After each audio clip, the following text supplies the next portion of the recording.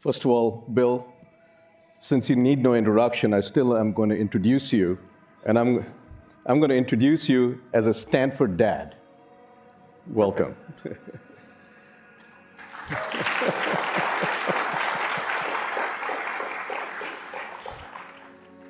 So let me first say, my first encounter with you was when I was in few months as a first director of RPE, and people had arranged a meeting with you in your office, and I went out there, and you were a few minutes late, but you walked in with a document, and I realized that was my congressional testimony, and I said, shoot, I'm going to be grilled. Which you did. You did grill me nicely, but then I think I told you that, Bill, I think you're the only one who's actually read my testimony. But I just want to take this opportunity at that time I asked you that I need help from you because we were starting off RPE, and I had never been in Washington, and I need all the help I could get. And I just want to take this opportunity to first thank you for your support for RPE. Whenever I used to meet you, you used to ask me, how can I increase your budget? And that was a tough question to me because I had to say that's the president's budget. And you did your magic on the Hill. I don't know what you did, but RPE survived because of you. Thank you so much.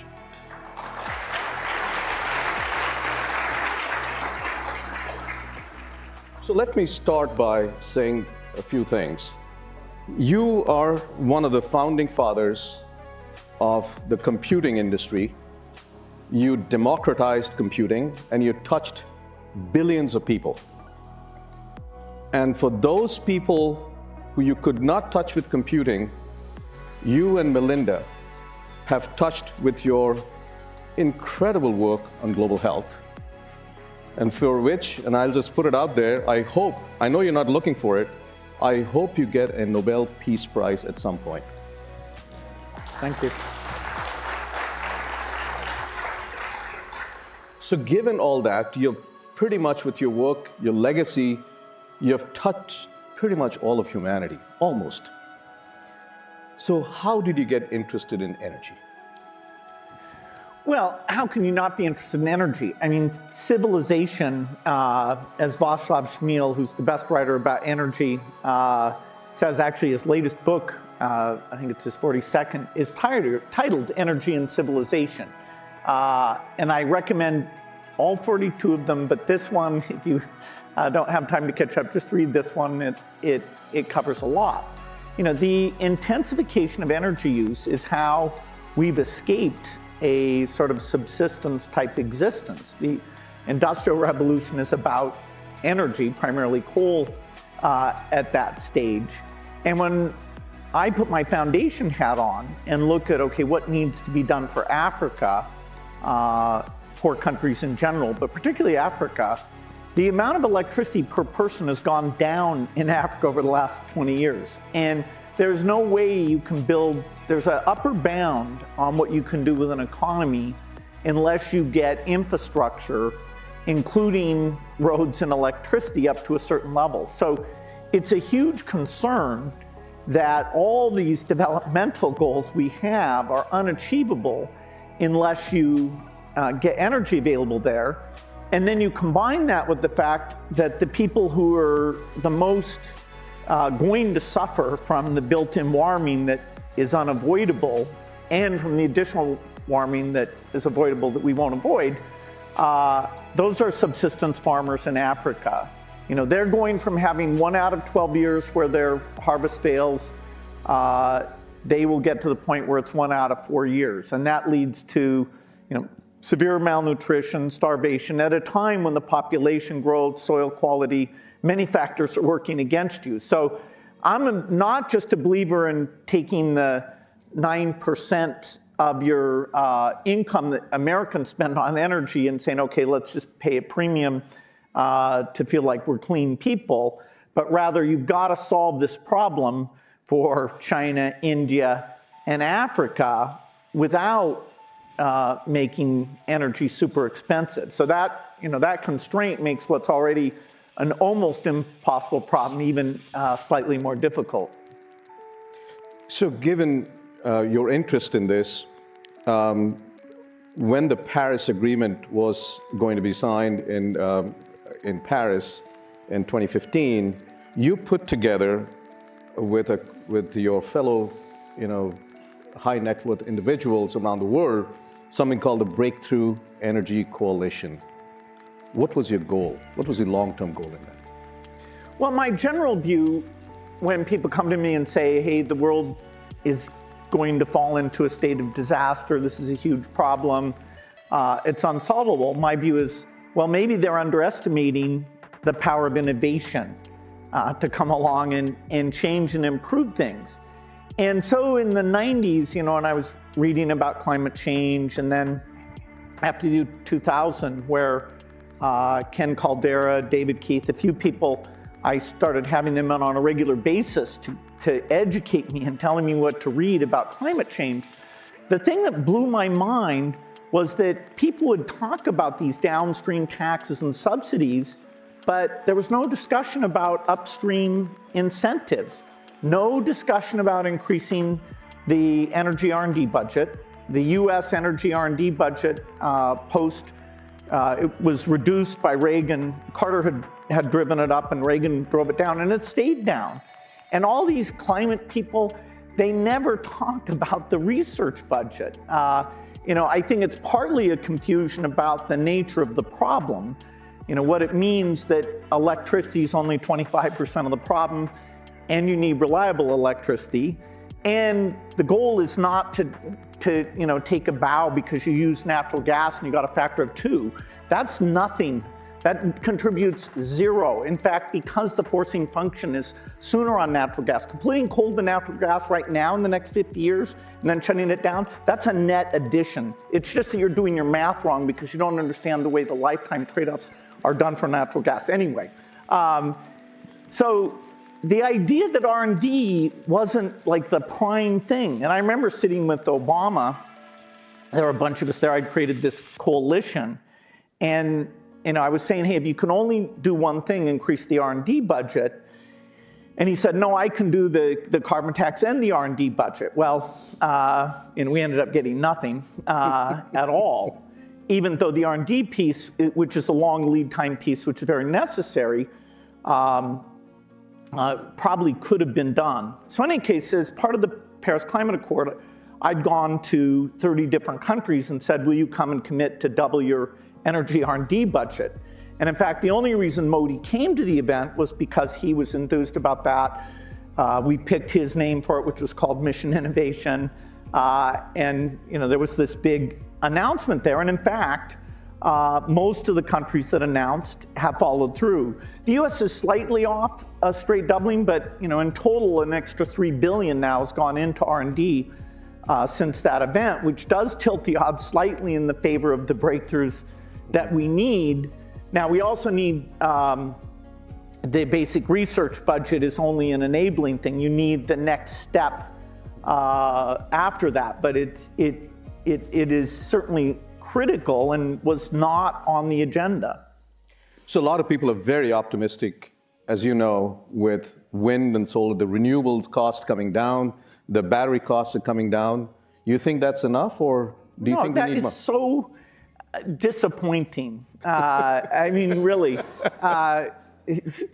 Václav yesterday, he said, okay, here's Tokyo, 27 million people. You have 3 days of a cyclone, basically every year. It's 22 gigawatts rate over 3 days. Tell me what battery solution is going to sit there and provide that power. I mean, let's not joke around. You're multiple orders of magnitude, $100 per kilowatt hour. That's nothing. That doesn't solve the reliability problem. And remember, electricity is 25% of greenhouse gas emissions. Whenever we came up with this term clean energy, I think it screwed up people's minds because now they don't understand. I was at this conference in New York, I won't name it, and they were saying, all these financial guys got on stage and said, oh, we're gonna rate companies in terms of their CO2 output. And we're gonna say this company puts out a lot of CO2 and financial markets are magical and all of a sudden the CO2 will stop being emitted. And I was like, okay, how are you gonna make steel? Do you guys on Wall Street, do you have something in your desks that makes steel? What? Where's the fertilizer, cement, plastic? Where's it going to come from? You know, do planes fly through the sky because of some number you put on a spreadsheet? So the madness of this so-called finance is the solution. I just don't get that. There is no substitute for how the industrial economy runs today. And, you know, the paradigmatic country is India. Will India pay a premium price to have materials to build buildings, to get rid of slums? Will they pay a premium price for air conditioning? Basically, the answer is no. The voters there won't, and they probably shouldn't, deny themselves when their greenhouse gas emissions per person is only a 20th of what the US has already emitted. And so, you know, who should go first and get emissions per person down to make up for what done past? Of course, that should be us. So there's not even an argument in justice that says that price premium ways of doing all the things, not just electricity, that happens. So the idea that we have the current tools and it's just because these utility people are evil people, and if we would just beat on them and, you know, put it on our rooftop, that's more of a block than climate denial. The climate is easy to solve group is our biggest problem. So what are the breakthroughs do you think we need in terms of technology? Well, it's pretty straightforward that in the electricity sector, you either need something like nuclear fission or fusion that runs 24 hours with the high duty cycle, or if you're going to rely on intermittent sources, then you need some monster miracle that's more than order of magnitude away from anything. This is grid storage, not consumer vehicles going 300 miles. Right. This is, you know, hey Tokyo, don't worry about it. It was cheap to solve. And by the way, you're only getting value out of that battery once a year. So, you know, do the math on what that looks like per kilowatt hour. Anyway, so you have electricity generation. You have the industrial economy, so you have to figure out how to make all those things. A lot of the things, if you can make cheap hydrogen, that actually solves several of those things in terms of the chemistry type side of that. But steel and cement are kind of special and require particular solutions. You have transport problems other than cars, which the energy intensity is far more difficult. And the 24% of the emissions are agriculture and meat related emissions. And those are very difficult. There, you know, I fund things like Impossible Foods, Beyond Meat, a variety of companies to try and completely change how products that the acid test is, can you tell it's artificial meat or not? If you can tell, we're in big trouble. So the goal is sometime in the next 5 years to have that product, at least in the ground beef category, be such that you cannot tell the difference. And that's pretty big. I mean, cows, if they were a country, they would be in the top 5 emitters in the world, and that's just cows. And people, believe me, they've tried to feed them different things or put a little torch on their butt or things. It doesn't work. But it's also the deforestation that is caused by grazing and things like that. That's right. But the beef, you know, if you get to a certain GDP per person, actually, you have reforestation. So Massachusetts today is more forested than it's been in the last 60 years. But in general, you do get deforestation. So if you take Indonesia and Brazil, their biggest category of emissions by far is the land use piece. If you take Australia and New Zealand, it's the cows that are there that are the biggest. So you need innovation in a surprising number of sectors of the economy. And unfortunately, the goal is zero. Actually, the way they do the models now, because they're trying to make it look like 1.5 degrees isn't the biggest joke ever, they show these gigantic negative emissions. You know, and I'm the biggest funder of various carbon capture things, liquid, solid, you name it. But the likelihood of that being economic, that is more than 2 orders of magnitude non-economic right at the moment. And as Václav reminds us, it would have to be 10 times the size of the oil industry. That is the amount of stuff that you would have to stick underground. It's just 10 times the entire oil industry. So let's talk about the agricultural side, because I think that's really important. I'm a product of the Green Revolution, which was this short strain of wheat. I would not be here if it was not for that.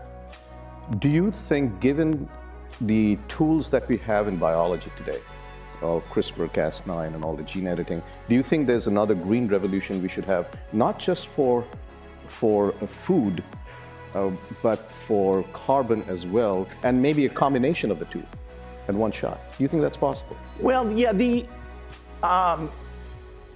Gates Foundation funds a thing called improving photosynthetic efficiency. And there is literally a factor of 2 to be had in terms of changing the basic photosynthetic pathway. There's about 4 different things you have to do.